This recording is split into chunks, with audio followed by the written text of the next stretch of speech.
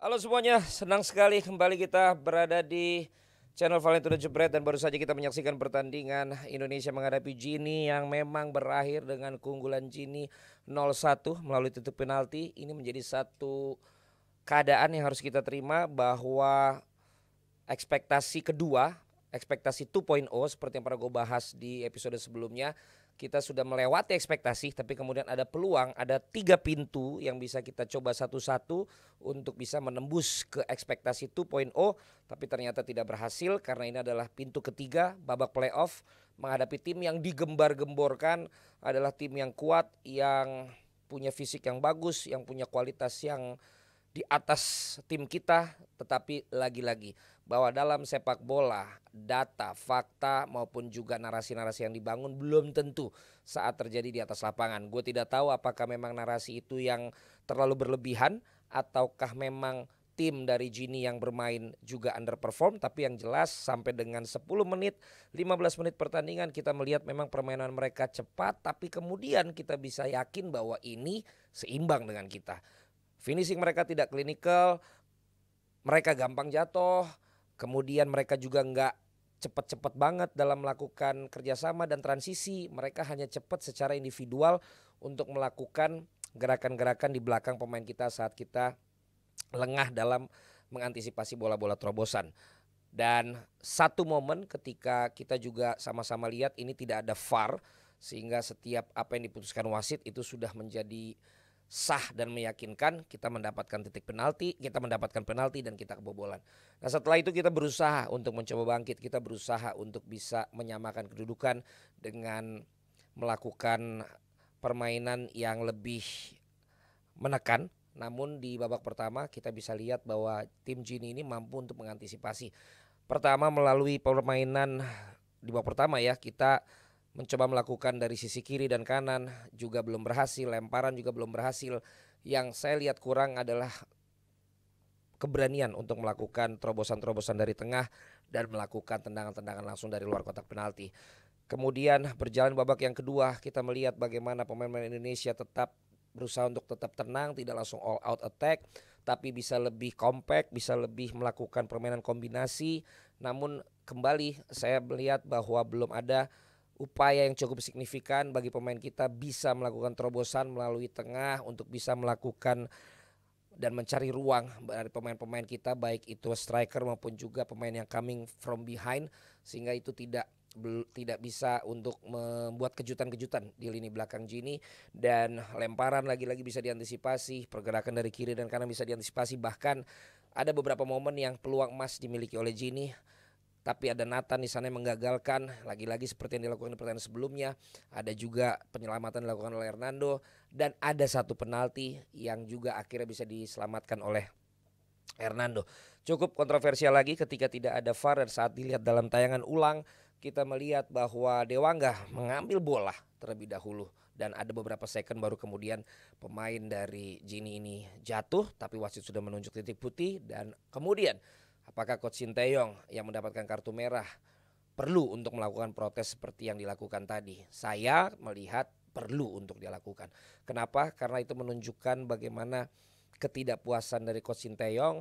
Di satu sisi melihat dari keputusan wasit, dia mencoba untuk memperjuangkan tim ini sehingga moralnya bangkit lagi melihat pelatih mereka begitu militan untuk bisa mencoba berargumen walaupun pertaruhannya adalah satu kartu kuning. Dia masih marah-marah dan saya tahu dia sudah mengantisipasi bahwa dia akan terkena kartu kuning yang kedua. Dan ini sejalan dengan apa yang disampaikan di preskon sebelumnya bahwa pemain kita banyak sekali yang diam, banyak sekali yang tidak saling mengingatkan karena segan satu dengan yang lain. Dan dia mengatakan bahwa perlu seperti Nathan yang berani untuk menegur, berani untuk bicara. Dan ini sepertinya momen juga bagi Coach Sinteyong untuk melakukan itu kepada para pemain. Ketika keputusan itu kemudian harus diterima oleh para pemain kita, Coach Sinteyong mengambil alih beban bagaimana mengangkat tim ini dengan melakukan protes, dengan memperjuangkan tim ini. Dan luar biasanya upaya itu juga bisa berdampak yang kedua. Pemain-pemain Gini juga lebih buyar konsentrasinya. Ada momen yang hilang ketika mereka melakukan tendangan karena ada waktu yang terulur dengan protes-protes yang dilakukan. Dan Hernando kembali membuktikan bahwa dia memang rajanya penyelamatan penalti. dia melakukan penyelamatan, dan ini sebenarnya momentum buat kita. Ada 8 menit perpanjangan extra time, dan di saat setelah penalti juga ada lebih dari 10 atau 15 menit. Upaya demi upaya sudah kita lakukan, tetapi kembali belum menemui jalan keluar. Walaupun setelah apa yang terjadi melalui penalti gagal tadi, pemain kita jauh lebih berani bermain, lebih tenang, lebih kompak, umpan 1-2-nya lebih jalan, tapi lagi-lagi tidak sampai ke kotak penalti atau tidak sampai ke tendangan-tendangan dari luar kotak yang seharusnya mungkin bisa coba dilakukan. Tapi perjuangan sudah dilakukan, hasil tidak bisa kita ubah, dan ini adalah momentum bagi kita untuk bersyukur bahwa kita bisa sampai di titik di mana yang tadi kita saksikan. Kenapa? Karena tidak ada dalam bayangan kita mampu untuk sampai di babak semifinal, kecuali targetnya Coach Sintayong waktu itu, dan momentum bahwa ini adalah dalam tanda kutip timnas U23 yang baru, dan ini menunjukkan satu prestasi yang didapatkan oleh kita. Kita ternyata tidak diizinkan untuk langsung bisa mendapatkan tiket Olimpiade, tapi kita diizinkan untuk menikmati satu penampilan Indonesia, tim nasional Indonesia U23 yang baru dengan gaya permainan yang baru, dan ini menjadi satu pengalaman berharga. Ini menjadi satu momen untuk meningkatkan mentalitas ketika nanti bertanding di event-event selanjutnya. Ini menjadi satu fondasi bagi tim nasional Indonesia senior kita nantinya. Jadi memang ini menjadi satu momen yang menurut saya dan harapan saya jangan jadi one hit wonder. Jangan justru jadi satu momen kebetulan yang kemudian setelah itu hilang. Ini harus menjadi standar kita untuk pertandingan-pertandingan di pertandingan yang akan dilangsungkan berikutnya. Menjadi minimum, menjadi satu gaya yang pakem yang minimum.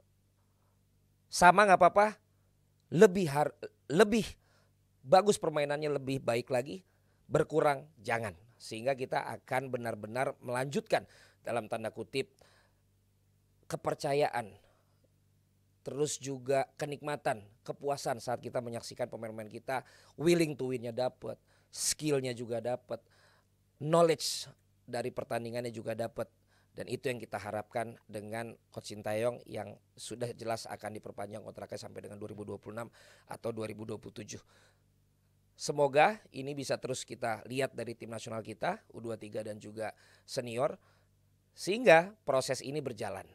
Dari yang kemudian sampai dengan semifinal, kesempatan berikutnya mudah-mudahan kita bisa sampai minimal semifinal, lebih baik lagi bisa lolos ke event-event besar di Olimpiade mungkin, bisa juga kita menjuarai Piala Asia, bisa juga kita lolos ke pertandingan-pertandingan yang sebelumnya belum pernah bisa kita lakukan. Ini mudah-mudahan menjadi momentum bahwa proses tetap perlu bertahap, proses tetap perlu satu persatu, tetapi itu menjadi standarnya.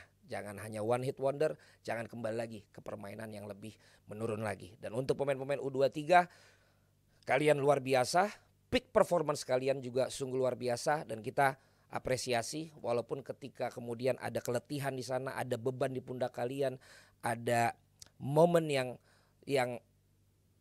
kalian yang tahu bagaimana terlihat seakan-akan penampilan kalian menurun, tapi itu jadikan pengalaman untuk kalian, dan bagaimana kalian bisa lihat bagaimana menghadapi masyarakat, bagaimana menghadapi netizen, bagaimana menyikapi pelatih, bagaimana menyikapi hal-hal yang terjadi di dalam tim. Ini benar-benar harus menjadi pengalaman buat kalian, sehingga nanti ke depannya akan jauh lebih baik, akan jauh lebih kompak, akan jauh lebih berprestasi, dan akan jauh lebih baik semuanya antara pemain, pelatih, PSSI, ke penonton, ke netizen, ke siapapun juga, sehingga bareng-bareng kita mendukung tim nasional Indonesia untuk lebih maju lagi, untuk lebih berprestasi lagi. Sekali lagi selamat untuk tim nasional Indonesia yang luar biasa berprestasi di Piala Asia 2023. Selamat untuk seluruh masyarakat Indonesia yang terus memberikan dukungan, dan juga tentunya selamat untuk kepengurusan PSSI yang mampu untuk menciptakan satu tim yang menjadi fondasi kuat untuk masa depan yang harus dipertahankan dan harus ditingkatkan.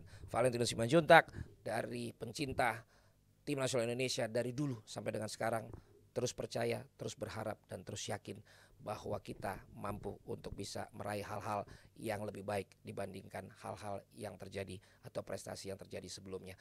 Terima kasih semuanya untuk supportnya, comment, share, like, silahkan. Nanti kita lanjut lagi di episode berikutnya di channel Valentino Jebret. Terima kasih.